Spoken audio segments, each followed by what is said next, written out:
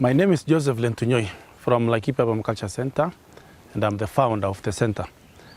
First of all, I'm a Maasai from Laikipia County, born and raised here. And in the earlier years of my life, I went to school here.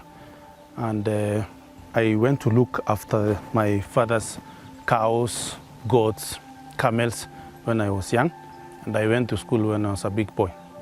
Schooling in our society wasn't an important thing up until when the Catholic missionaries came to the area and asked the local people to take kids to school.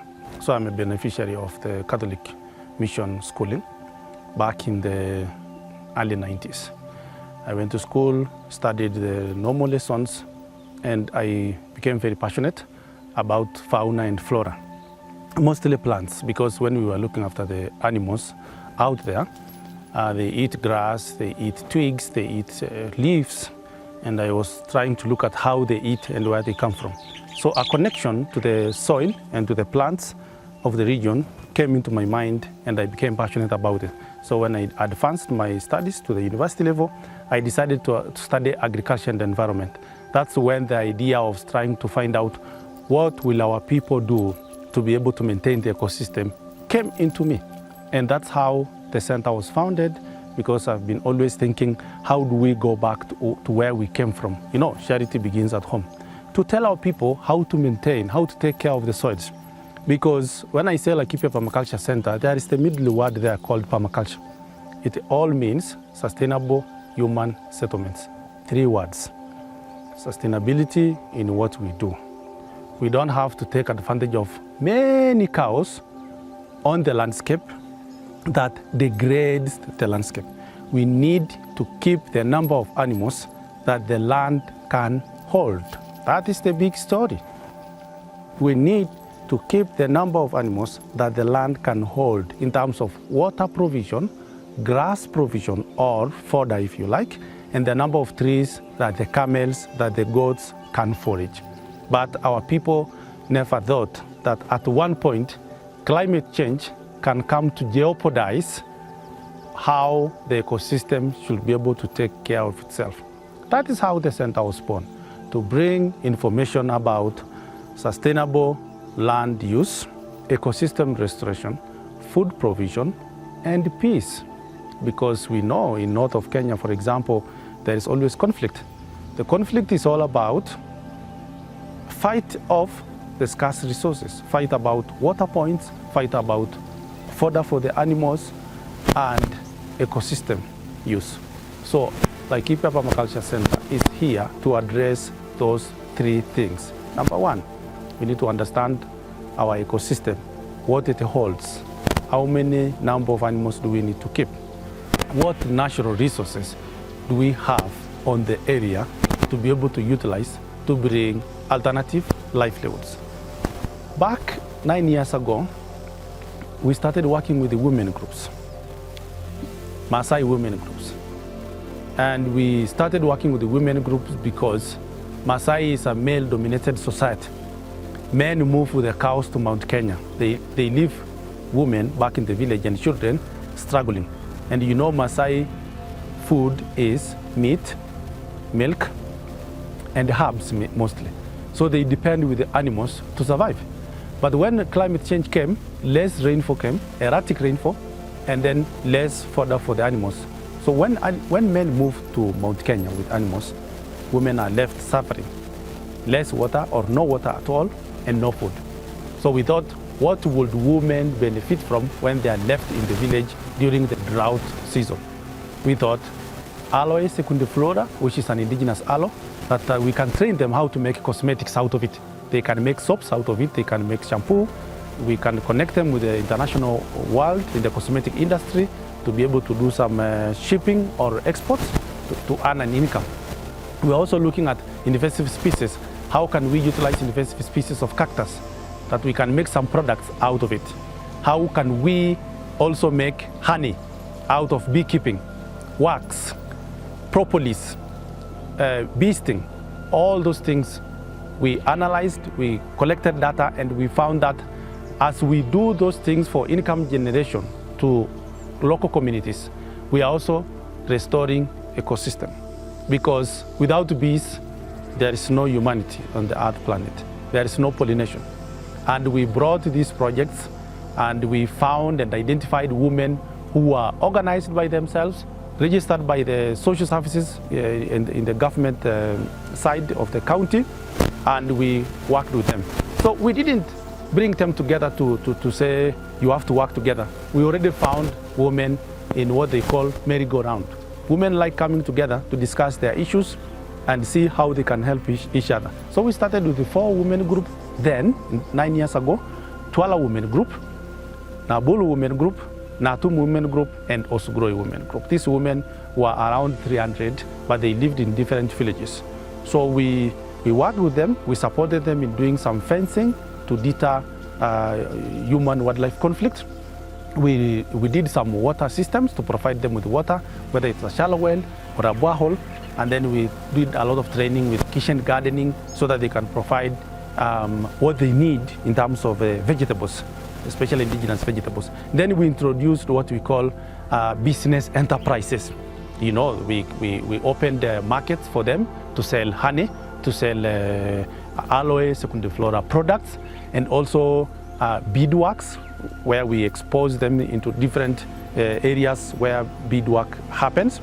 And then we also opened the world for them. I say this because we brought a lot of people from Nairobi, from different countries, to identify, to discover these villages. And therefore, by doing that, people had different contributions. Some had ideas and skills that they can bring to these women. Some had grants to come and pay for some more projects. 5 years down the line, we were seeing a project shaping up. We were seeing Laikipia Permaculture Centre growing. We were seeing more groups of women, more groups of youth, even men groups, even the conservancies. We have Naibonga conservancies, which is Laikipia North, where the conservancies come together and bring their issues in terms of environment, in terms of food, and in terms of livelihoods, and then we are able to support them where we can. To date, we are marking 10 years of existence as Laikipia Permaculture Centre, and we are marking tens and thousands of people benefiting either directly or indirectly in terms of income, in terms of ecosystem restoration, in terms of education on permaculture, in terms of animal breeding, in terms of growing fodder for their animals, and enterprises being opened all over in Laikipia North, to be specific. In this way, we were able to have a convincing language to the donor world to come and do more projects. This is where we thought about how do we reverse the big gullies that are forming in Laikipia North. You read a documentary called Laikipia Gullies, you will see for yourself that the paths that the cows were using to go for grazing developed to be much more deeper, wider, and forming gullies that are really becoming a problem. People can no longer cross a gully to go to another side, animals cannot, and then also falling of these animals into the bigger gullies. And then we identified that we can build sand dams. A sand dam is literally a concrete wall across a gully to slow down the water, spread the water, and sink in the ecosystem. This way, the seeds can be able to grow back because they are not being washed away long distances. But now the gullies are slowly dying, the ecosystem is improving, more grass is growing, and we could do shallow wells that can be able to allow water to go to the community, because the accumulation of sand usually also accumulates with water, and therefore in a shallow depth of around 5 to 10 meters, we are able to extract the water from the sand dams, and then the communities can be able to fetch the water. This is very good because we realized it's an easy way of ecosystem restoration in slowing down erosion in the area where we work. And this can be replicated in other counties of Isiolo, Samburu, Marsabit, Wajir, Baringo, and West Pokot. It has already worked with our partners called Africa Sand Dam Foundation, where we borrowed the idea of sand-dams from them. We still work with them as a consortium, together with Ashenova, which is a German NGO, because the funding we get comes from the German government. And this has really brought very, very good results. The other area where we are working on is agricultural value chains. Agricultural value chains of aloe secundiflora, cactus, and honey production. We were able to secure a grant from the Italian government to be able to do small factories, both at the village level in the 4 groups of Tuala, Nabulu, Natum, and Osugroi, and even at the center, to be able to add value to these products of honey, of aloe, and cactus, to put them in the Kenyan market, which has worked very well because we got all the approvals we needed. Kenya Bureau of Standards has approved our products. You go to Nanyuki, you can get our products in the supermarkets, all the way to Nairobi, and in the high-end lodges of Maasai Mara and Samburu National Reserve. This way, the communities can realize the importance of taking care of their natural resources, to be able to utilize them in value chains of the various products of aloe, of honey, of cactus, and even resurrection plant, which is quite a new plant in the area. And we have already introduced also Moringa olivera for its grape powder, the oils out of the seeds, and other plants that we want to introduce. This is a mindset change to our communities, because with the climate change, all the communities in the world are struggling to find out what we need to do with all these problems that we are getting due to climate change. We are adapting very well, and the mitigation of climate change is happening in these villages where we work with all these new things that's looking at the ecosystem restoration, natural resource utilization, and skills transfer from our center to the local communities. This said, we also work very closely with the Laikipia County government in different departments. Department of Water, in doing boreholes, in doing sand dams, and also the other departments of cooperatives in revolving funds at the community level, and the departments of trade, because trade is part of what we do, and trade is all over, doing business, doing enterprises. As long as it's sustainable, it's always something that we prefer to do instead of doing businesses that are jeopardizing the environment, poisoning the environment, bringing bad food. Because as much as we say gardening when we are doing organic agriculture.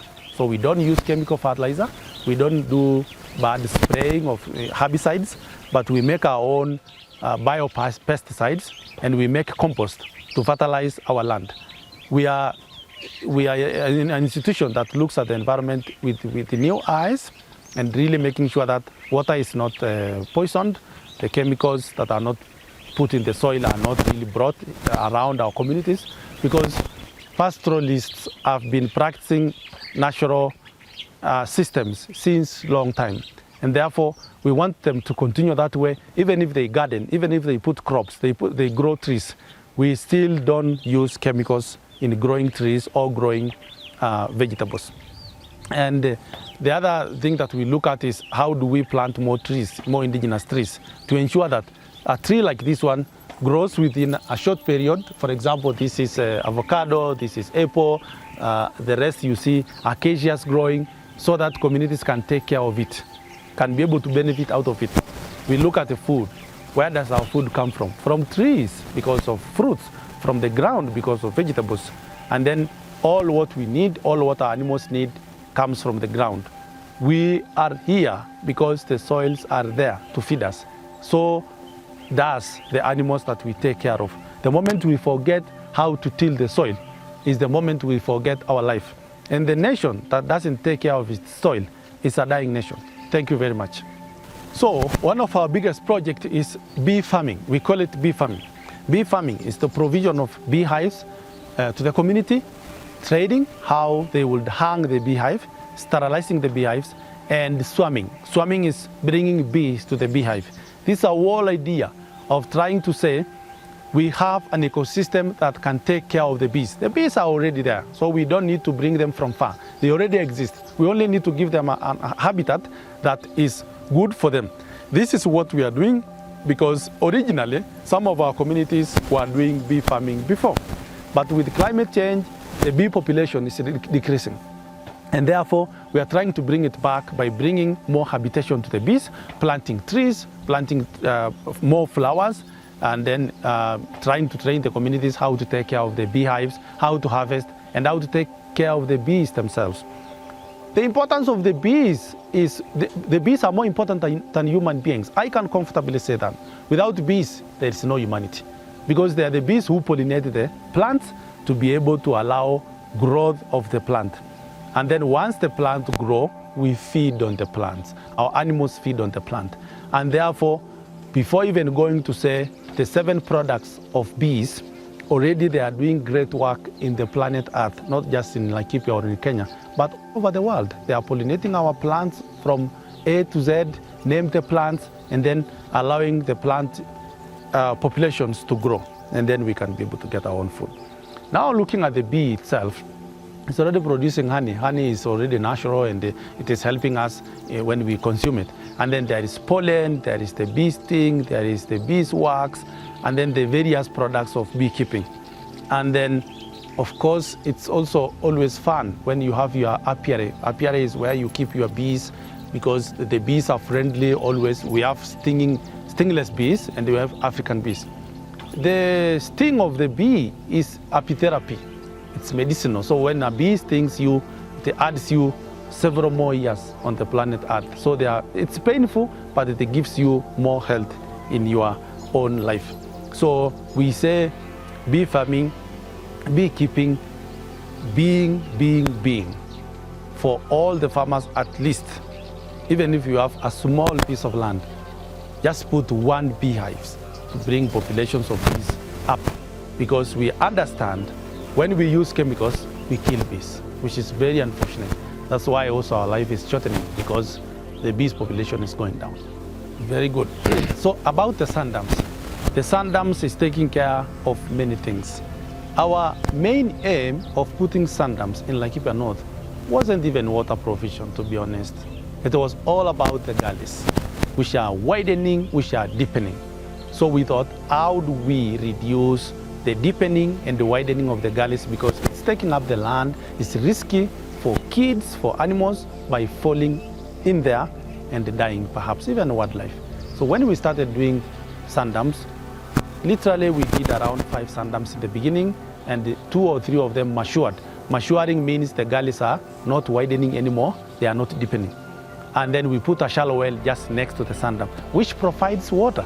So when they come and pump the water manually, then the kids will get water for food at home and at school.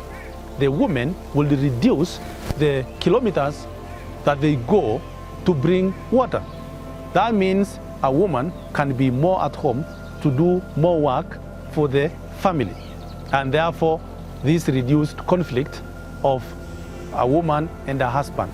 This reduced conflict between human beings and wildlife. Because as they walk 20 kilometers of walking to get water, the women are getting problem with the elephants there. So now we have reduced, because we are saying 1 sandam for 1 village. 1 sandam for 1 villages. And we have several villages in Laikipia North, especially in the conservancy area. And 1 sandam can serve, at the moment, 1 sandam is serving around 200 households. We want in the future that 1 sandam can serve 10 households. Because water is a big problem in north of Kenya, as we all know. And we say sandams is the solution for arid areas. I say this because sometimes it's expensive to build a borehole. Sometimes the borehole is between 80 meters to 300 meters, which is very deep.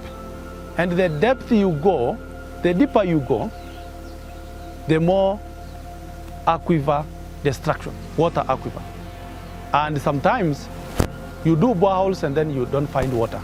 So you have wasted a lot of money drilling a borehole, finally you don't get water. Or you get less water that does not give full provision of water to a village. But a sandam, there is no guesswork. You do a sandam in a gully, you wait for the rain, maybe 2 rainy seasons or 3, sand fills up, and then you are sure of that the ecosystem is improved, water is provided to schools, the villages, and everybody is happy. And the the shallow well that is installed next to a sand dam always has a recharge. It recharges every day. That means you are guaranteed of water every day. You are not depleting the aquifer as the borehole does, and you are not in conflict with anyone because you can do as many sand dams as you can. But you cannot do as many boreholes as you can. The government has a guideline on how boreholes are drilled, how far from one borehole to another one, and therefore the many villages in the north will not be, water cannot be solved by boreholes. We can do few boreholes and many sand dams without a number. We can even say every family for a sand dam if we want. As long as we can do it, the better, because the gullies are really a lot, and it's not just meant for Laikipia, but even beyond Laikipia. So this is, and this is what we want, you know, to mitigate climate change. We need to do ecosystems that are not damaging to the soil, they are not damaging to any other thing. Finally, a sand dam gives the cleanest water you can imagine in this world. Because a borehole most of the time has chemicals. You can find fluoride when you go deeper than 50 meters. But we are talking about water in the shallow well from runoff, which is rainfall water. That's clean. You just treat your water for mainly germs, if there are germs, but you cannot find chemicals because it's mainly just rainwater. So that's the best water you can find on the planet, easy, without destroying anything, and everybody says this is what we were looking for. I think this is what made us make sand dams, the animals. The cow, the sacred cow for the Maasai, has very strong hooves. So when they follow one path, they make small paths, they loosen the soil. When the water comes from the rain, it digs the gullies, finally it forms the bigger gullies. And now what we are saying, the more sand dams we build, the less pathways are being done by our animals. This is what we are looking for. And then the less gullies. The more sand dams, the less gullies that are developed because animals are distributed on the landscape. They cannot follow now one path for 50 kilometers to go for a borehole which is 50 kilometers away. Now, when every village has a sand dam, all the animals are distributed all along the landscape. So less paths and more fertilization of the cows on the land because they go and throw manure all over, and then reduce paths, reduce the kilometers for the animals to go for water, reduce the kilometers for the women to go for water, reduce contamination because men have a tendency of going to take shower in the shallow wells. Now women can fetch water and then they go to a shower at home, not going in one place, and then also reducing the number of animals and the people going to one point when there is a borehole, because that's where they get in fight, because everybody says my animals first, another one says my animals first, and then they end up fighting. But here, when every village has water, the conflict reduces enormously, both for wildlife, for domestic animals, for people, for birds as well, and even for rodents. Because rodents also want water, and sometimes they go there and they destroy the pipes, the squirrels, when there's a pipeline from the borehole. Now the sand dam has no pipes because you just get water right there. You go to places where there's a borehole, they always do repairs because there is a pipe that has been destroyed by rodents, by squirrels, and all these kind of things. The other one is when a borehole is one, maybe the repairs is a lot because there is also the fragile solar systems. And here in our case, we don't need to use solar because people can also use their hands to pump water from a shallow well when there are few of them in a village. Agricultural value chains is what we do, because if we don't do that, we are not able to sustain our livelihoods. You look at the example of honey. It's naturally available. As long as you host bees, you put beehives, you harvest, you get value for what you harvest, that's it. Because as pastoralists, most of the time, we keep animals to be able to make an income, which is very good. So for agriculture, raw material need to be value added to get a premium price.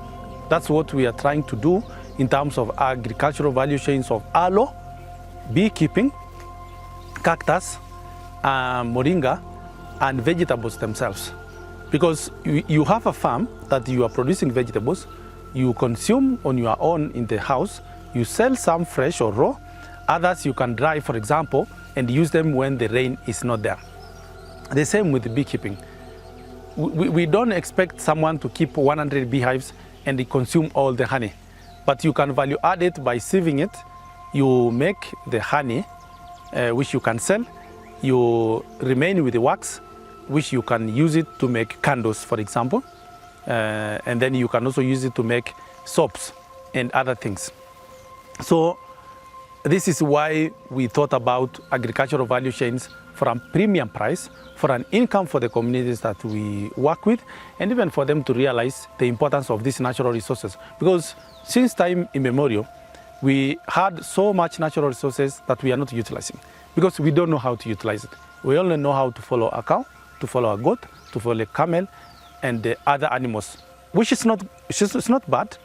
But with climate change, it's really telling us to reduce the number of animals, which means it's reducing our income, it's reducing our livelihoods. So what else is around us that we can utilize with the new technology, with the innovation in the world that's all over, that we can tell our people these are the innovations that we can utilize to make dry food, honey, for example, and other fruits that we can make jams, we can make juice, we can make other added value for us to use after some time. You know, it has a long shelf life, rather than having a raw material that can be able to be perishable for a short period of time, and then we lose money, we lose income, we lose livelihoods. This is what we are trying to say. And it applies everywhere, you know, it applies everywhere that you can be able to add value to what you have. Even our cows, for example, our cows have leather, they have skins, they have hooves, which we can use for other things. But look at what we are doing as pastoralists. We are only looking at selling the alive cow for a few thousands, and then you pay school fees, you buy food, that's it. Then you go back again to wait for that cow to be mature in 1 year or 2 years, which is a long period of time for you to wait. And then once we slaughter the animal, we throw away the skin and hides. We throw away the hooves, we throw away the horns. This is what we need to add value. We also need to dry the meat. Dried meat can stay in for years, then we can be able to use it. Horns can be used to make spoons, to make cups. Hooves can be used for beauty, for beadwork. Hides and skins can be used to make belts, can be used to make shoes and other leather work that we can utilize. But our community is not doing that, unfortunately. And this is why we are saying agricultural and livestock value chains for a premium price to our trees, to our plants, to our animals, and then life becomes very important and valuable to everyone in regards to natural resources, animals that we keep, and plants that we introduce on the landscape. I want to say, in this planet, the majority of people suffering with the climate change is indigenous people, because climate change is affecting indigenous plants, even indigenous knowledge, and natural resources. These are the people who do not understand how to transition, you know, because they were used in their life of what they were eating, how they were managing the land, but now it's different. This is very important to involve indigenous people to understand climate change is there. And then they need to understand how to adapt and how to mitigate. The rest of the world is landed people, civilized people who are very much aware of what climate change is. And they have transitioned even some time back, and they are still transitioning. But our people are suffering the most with the climate change because they don't know how to transition. And who is to tell them? It's people like us who have gone to school, who have traveled a lot, who have got first-hand experience with the rest of the world who have transitioned already. So we have a responsibility with our millennial generation, the Gen Z generation, to go and tell our people what to do as far as management of the environment, of the soil, and livelihoods is concerned. We have a responsibility that we need to do that, and it's not tomorrow. It's either now or never, because climate change started almost a decade ago, and it's becoming even severe. And therefore, if we don't change, I think our people will be the poorest in the coming days because of, not because we don't have resources, but we don't know how to transition in mitigating and adapting to climate change. Moveable Bomas is simply moving our animals from one point to another at night so that they don't stay in one place for a long time. When you go to history of the Maasai people, we like to stay in one place maybe for a couple of months. Then there's one gate of animals moving, going for water, going for grass. But we end up having a pile of manure in one point for a long time, and then perhaps the grass can no longer grow. So movable boma is simply a construction of some movable metal bars that you can move your animals after every 3 days. 3 days, you allow the animals to stay for one place for the night. They drop manure, they step on the land, and then after 3 days, you move them to another location. Where you have moved, you sprinkle, you broadcast grass seeds for regeneration to happen. So when you do that 1,000 times, 2,000 times across the land, you are building the ecosystem by growing more grass for the animals and for the animals to fertilize the land. So it's give and take. The animals give the land, then the land gives them food, and then the animals give us food. It's a closed loop system. It's never half. When you don't close that loop, that means there will be a gap. Either the animals will lack enough fodder, then the humans finally will be able to suffer because the animals are skinny, you cannot sell them, there is no milk, there is no meat, or the land lacks nutrients, and therefore they cannot provide for the chain. So we must be able to think about the land, how to manage the land, how to manage the animals, so that finally at the end, the human, the person that is the owner of the animals, the owner of the land, benefits because they have managed the two. So the movable bomas is just a way of holistic animal tending or holistic pastoralism to be able to look how to balance the use of the land and the animals that are utilizing the land. I am a proud Maasai man today because of the results of our projects at the community. When I go back there, I see a land that's not crying, it's restored with the sand dams, with the movable bomas, with the skill that we give people, and it gives me hope of the coming generation. It's not about me, it's not about the past generation, it's about the future generations, our children. If we don't do this today, our children won't be the happiest population or generation that it will come. But it will depend with the first generation that interacted with the land and left the land more better than they found. And I'm saying this because my father was one of the people who was taking care of the land that where we grew up. Those people, that generation, used to take care of the land better than we do today. And we are the beneficiary of that land because they took care of the land. I remember my father telling me that the community has said, we are not going to graze on the southern part of the land. We are going to graze on the north or on the west side of the land. For the southern part to heal, popularly known as paga. We had something called paga in Maasai, P-A-G-A, where we leave one section of the land to heal, we graze in one section, and then finally we leave the other section, we come back when the grass is grown up, and then the seeds of the grass have fallen to the ground back, and then they are able to grow. These days, we don't allow the grass to grow, to have seeds, to fall back on the land. We cut the grass, the animal cut the grass before the seeds are put in place. Therefore, there is no seeds to grow.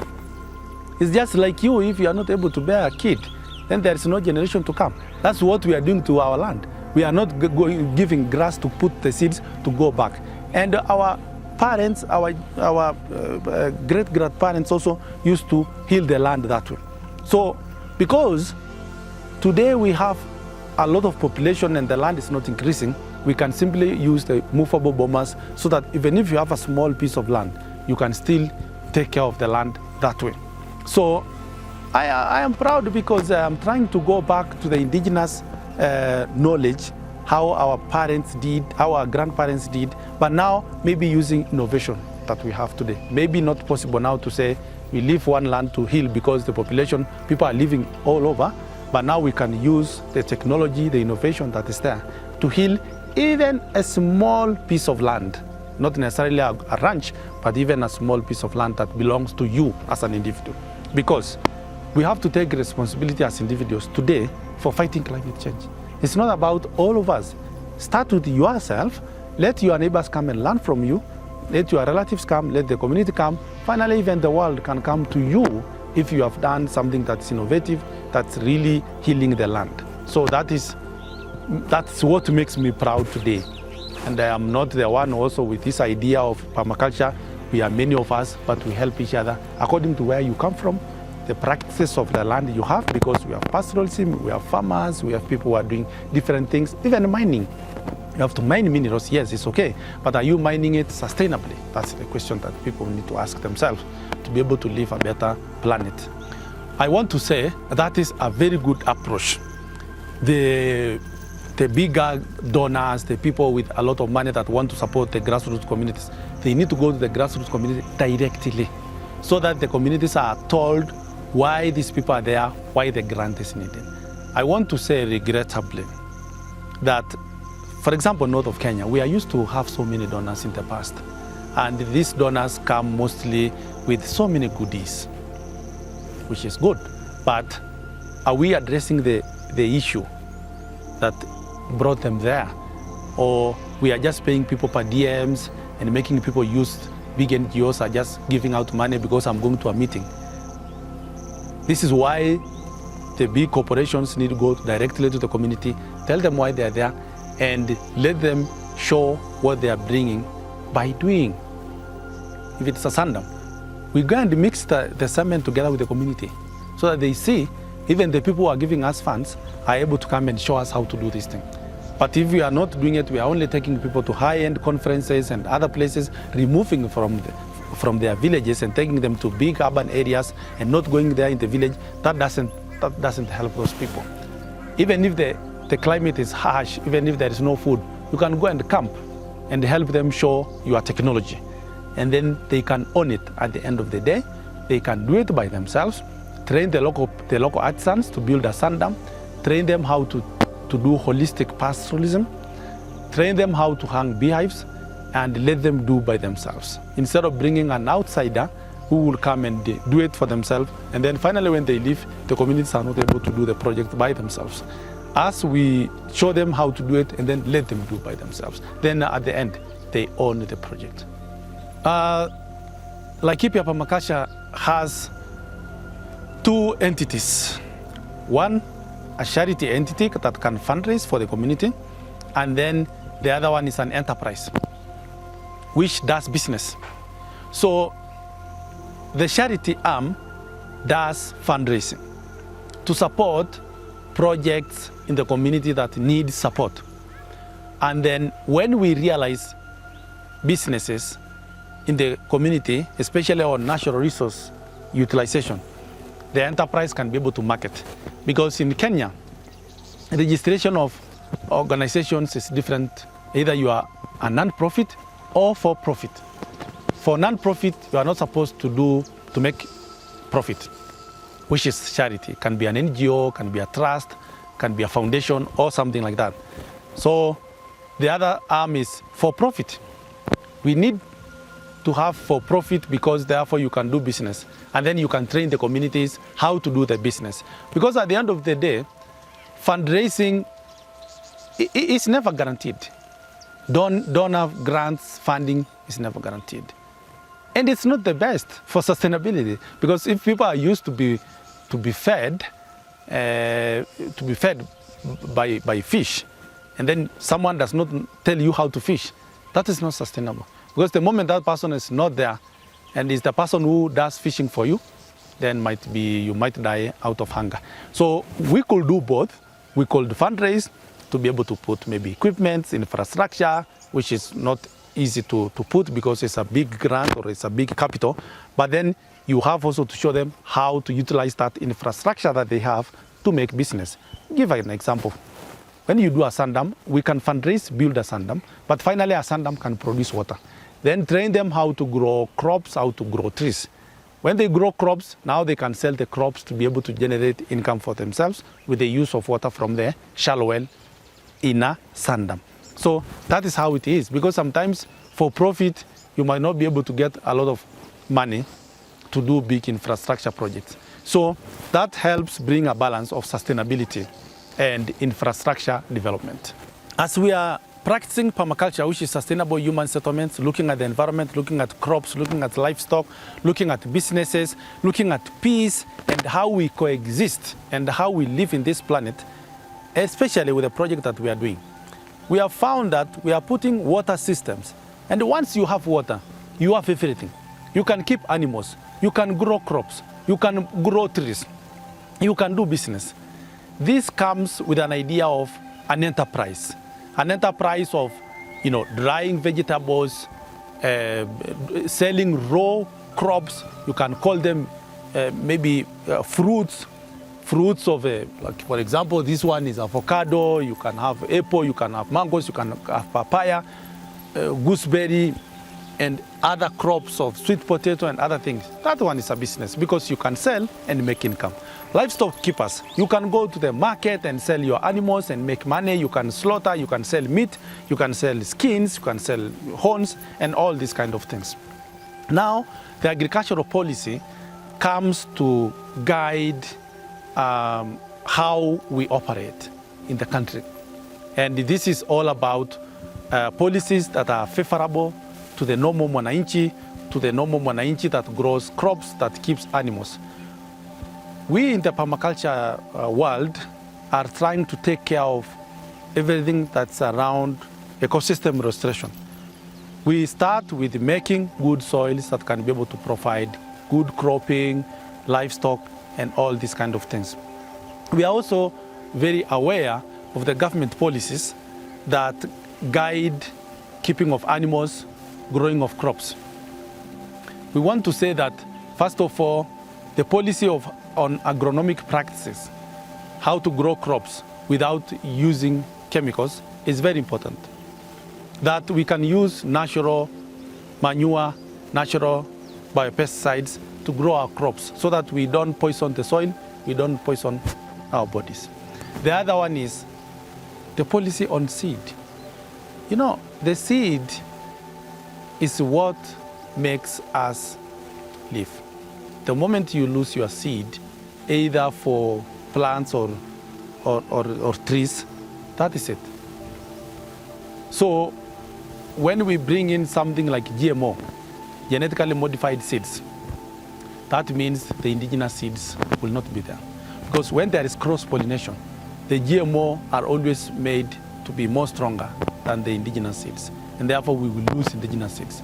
So the introduction of GMOs isn't a good idea. It is not a good idea because it will kill all the indigenous seeds that we have. Either seeds for vegetables, for trees, and all this. And there will be cross-pollination.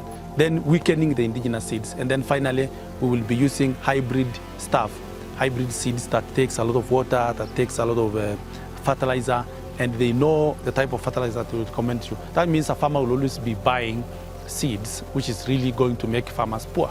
Because if you're always buying seeds to grow, then that means you have to buy also other inputs. So genetically modified organisms is not the best for our country. We need indigenous seeds to be able to thrive in farming. The other policies that we are pushing is the agroecology policy. For example, in Laikipia County, we are already having an agroecology bill in the county assembly or in the executive, that we are looking to allow the farmers to grow organic crops, use organic inputs, use manure in the farm, and they use indigenous seeds. Because we remember when we were growing up, we had the kitchen with some maize hanged to be able to get the smoke, preserve it. These days you no longer see it because everybody is saying hybrid seeds, which you only grow once because they put up a terminator gene, so you cannot harvest the maize and then grow it again. For example, the yellow maize that we always use is always very nutritious than any others, and then they grow very fast without the use of a lot of water. So this is why we say in the agroecology world, in the permaculture world, we need to put policies that favor the farmer, not favoring multinationals who are bringing hybrids that really are very expensive, needs a lot of water, and then they make our communities more vulnerable than before.